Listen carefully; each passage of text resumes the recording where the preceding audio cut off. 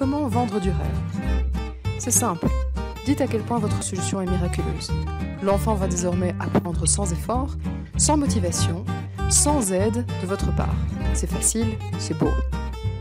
Mettez un peu de pseudo-neurosciences ou de sciences dans vos conseils. Pas trop pour ne pas écœurer, mais assez pour donner confiance. N'oubliez pas le suffixe neuro dans votre nom de produit. Parlez de neurosciences, mais surtout, ne donnez pas de références bibliographiques pour appuyer vos affirmations.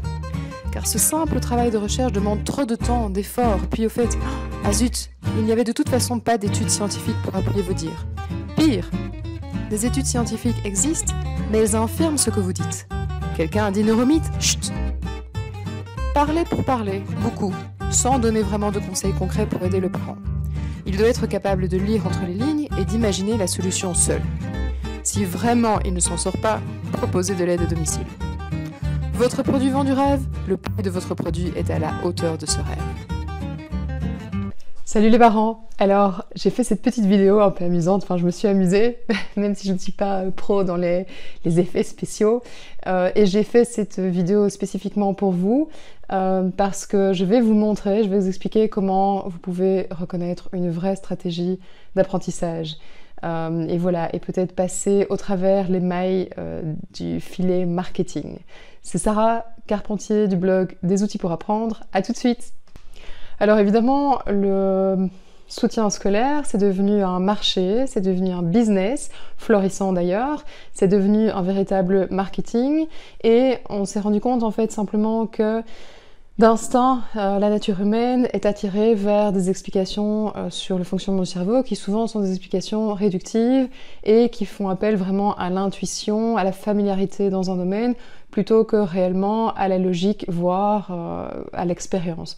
Donc parfois, même quand on a quelque chose qui est infirmé ou confirmé par la science, on a tendance à plutôt s'en tenir à voilà, l'intuition qu'on a de quelque chose ou une explication qui est très très généraliste, très un peu réductrice même, plutôt que vraiment se fier à finalement ce qui a été prouvé. Alors évidemment, le marketing profite un petit peu le marketing du business soutien scolaire profite un petit peu de cet état de fait, de cette attirance que nous avons vers les explications comme ça généralistes. Mais voilà, il y a des façons de reconnaître une bonne stratégie d'apprentissage et je vais vous montrer ici comment en reconnaître une. Alors la première caractéristique d'une stratégie d'apprentissage valable est avant tout qu'elle est gratuite. C'est-à-dire finalement, elle ne va vous demander que de mobiliser votre cerveau et un peu de temps. Évidemment, en ce sens, elle intéresse beaucoup moins souvent les marketeurs qui ne peuvent pas forcément vous vendre des formations ou des produits exotiques. Alors la deuxième caractéristique d'une bonne stratégie d'apprentissage est qu'elle a été éprouvée, c'est-à-dire qu'on l'a testée, on a testé son efficacité. Donc il est clair encore une fois, comme je l'ai dit, qu'on est plus vite attiré par finalement des notions théoriques qui sont généralisables, qui sont attrayantes, parce que finalement on a l'impression qu'effectivement elles sont tout à fait intuitives. Alors il y a des choses qui concernent le fonctionnement du cerveau qui effectivement on peut raccorder au bon sens, sont intuitives, et on n'a pas du tout par contre. Par exemple, allez, je prends comme ça, de but en blanc, un exemple que j'ai expliqué dans une autre vidéo. On pense que la répétition voilà, d'une information de façon identique, donc ce qu'on appelle le drill, va renforcer la mémorisation. Donc intuitivement, on se dit, ben oui, évidemment, on va aller renforcer quelque chose là qui est déjà ancré dans le cerveau, mais pas du tout. On s'est rendu compte que le drill pur et dur, donc vraiment répéter une information de la même façon tout le temps, ça allait au contraire diminuer en fait la mémorisation. Parce que voilà, l'écart entre ce qui est connu et ce qui ne l'est pas est tellement faible que le cerveau se désintéresse et donc la partie du cerveau qui s'active quand on veut mémoriser quelque chose simplement ne s'active plus parce qu'il estime que c'est plus nécessaire. Donc là encore une fois, il faut vraiment tenter de vérifier si ce qu'on vous dit a été prouvé.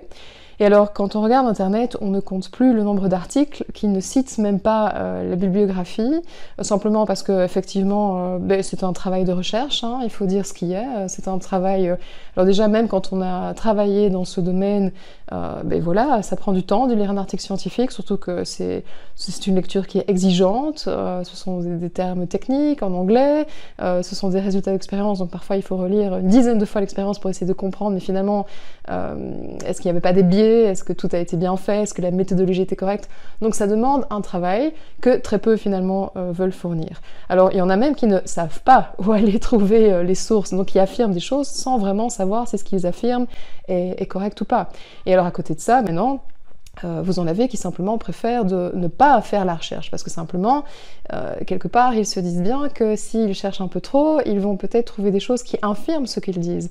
Et là, évidemment, je pense à tous les neuromythes qui sont largement diffusés sur Internet, et qui, dans certains cas, vont simplement faire en sorte que vous n'allez pas choisir les bonnes stratégies d'apprentissage, que vous allez perdre du temps, mais qui, dans certains cas, même vont vous demander un investissement financier parce que, tiens, on a trouvé telle méthode qui est tellement géniale pour apprendre aux enfants, et en fait, cette méthode ne vaut rien, mais à côté de ça, on vous vend des formations, on vous vend des produits.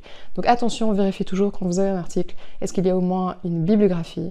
Et allez voir cette bibliographie. Est-ce que les articles proviennent de sources fiables, notamment par exemple de tout ce qui est la littérature scientifique et médicale qu'on appelle PubMed, ou est-ce qu'il s'agit de sources qui sont reprises d'article à article, qui sont réutilisées à la sauce de la personne qui a écrit? Donc vraiment, je pense que ça c'est très important.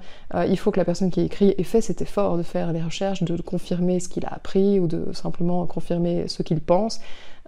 Voilà, attention à ça. Alors, évidemment, la troisième qualité, la troisième caractéristique d'une vraie stratégie d'apprentissage, c'est qu'elle est compatible avec le fonctionnement du cerveau.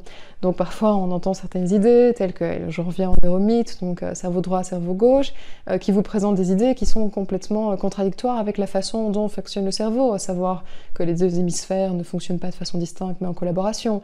Donc voilà, il y a des grands principes de fonctionnement du cerveau, qui sont la collaboration, la plasticité neuronale, le renforcement des systèmes neuronaux. Si déjà vous ne retrouvez pas ces grands principes dans ce qu'on tente de vous démontrer, ou si simplement ce qu'on tente de vous démontrer est carrément en contradiction avec ces principes, déjà vous pouvez vous poser des questions. Et alors la quatrième et dernière caractéristique d'une stratégie d'apprentissage qui est valable est qu'elle est applicable, elle est simple d'utilisation. Donc je vous cache pas, il y a des choses qu'on découvre en neurosciences qui sont compliquées à implémenter dans la vie de tous les jours de l'enfant ou dans une méthode d'apprentissage en particulier. Maintenant, il y a des choses qui sont tout à fait implémentables. Et c'est le but de ce qu'on appelle la neuroéducation, qui est en fait à la croisée des chemins entre la neuroscience d'un côté et l'enseignement, l'éducation de l'autre. C'est de véritablement essayer de reprendre dans ces découvertes scientifiques ce qu'on peut appliquer et, donc dans l'enseignement par exemple, et comment on peut aider et faciliter l'apprentissage de l'enfant. Donc ça c'est la quatrième caractéristique. Donc je répète, si on vous présente une stratégie d'apprentissage, regardez d'abord est-ce qu'elle est gratuite. Donc normalement, elle ne doit mobiliser que votre temps et votre cerveau et pas autre chose. Est-ce qu'elle est facilement implémentable? Est-ce qu'elle est en accord avec le fonctionnement du cerveau? Et en plus de ça, est-ce que ce qu'on vous présente a été vérifié par l'expérience? Est-ce que vous pouvez facilement aller retrouver par exemple l'expérience qui le démontre, la ressource qui le démontre? Alors encore une fois, voilà, il ne faut pas être sectaire non plus quand on est scientifique.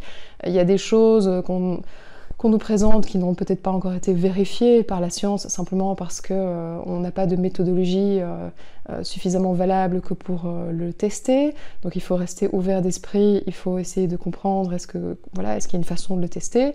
Mais à partir du moment où ça a été testé et ça a été infirmé, donc démontré comme étant faux par l'expérience, je pense que tout doucement on peut commencer à essayer de ne plus diffuser ce genre d'idées et de ne pas induire en erreur les parents. Alors, je sais que cette vidéo va faire grincer des dents, que tout le monde ne sera pas tout à fait content de ce qui est dit, mais voilà, c'est quand même aussi le but du site des outils pour apprendre dont je vous mets le lien, c'est de permettre aux parents de faire un petit peu le tri dans tout ce qu'ils entendent, et puis de synthétiser et d'essayer voilà, d'avoir une méthode pour leur enfant et d'aider leur enfant au mieux.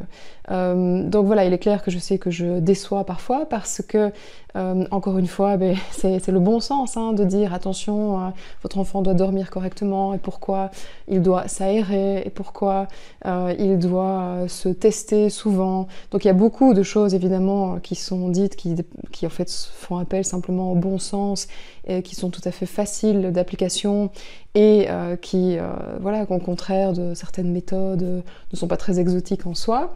Mais je pense que déjà, par rapport à ces conseils, qui sont finalement des conseils de bon sens, mais finalement, vous focaliser sur ces conseils-là, c'est aussi vous permettre de faire le tri et d'éviter des conseils qui vont vous faire perdre du temps et parfois même de l'argent. Voilà, dans ce qui concerne l'apprentissage de votre enfant. Mais d'un côté de ça, il y a aussi des conseils qui ne sont pas finalement des conseils de bon sens. Donc comme je vous ai dit, ce ne sont pas des conseils qui font appel à l'instinct, au type d'information, au type de méthode sur lequel instinctivement on va aller.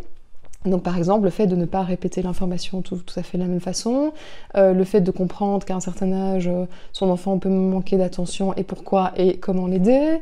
Voilà, il y a plein de... Le fait de par exemple enseigner tout en pointant un objet et en regardant l'enfant par exemple. Donc il y a des choses auxquelles parfois on ne pense pas, qui ne sont pas instinctives et qui sont aussi importantes à dire. Donc voilà, j'espère que cette vidéo qui était un peu plus particulière, où voilà, je voulais faire quelque chose d'un peu plus épicé, de taquiner un peu les gens, voilà, vous aura appris certaines choses. N'hésitez pas à venir sur le site des outils pour apprendre, pour consulter donc les conseils qui y sont prodigués.